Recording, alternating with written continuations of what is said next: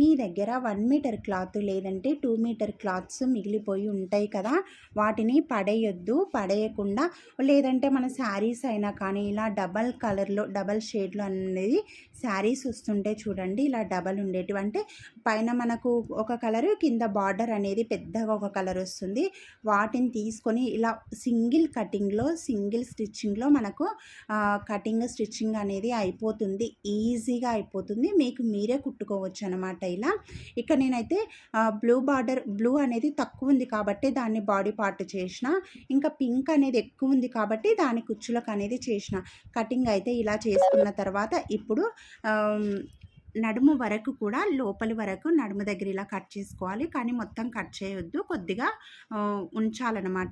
ఇప్పుడు వీడియోలో చూపించినట్లు ఇప్పుడు కుచ్చులు పెట్టేసుకుంటే మంచి ఫ్రాక్ రెడీ అయిపోతుంది ఈజీగా. నచ్చితే లైక్ చేయండి, ప్లీజ్ సబ్స్క్రైబ్ చేసుకోండి, అలాగే షేర్ చేయండి.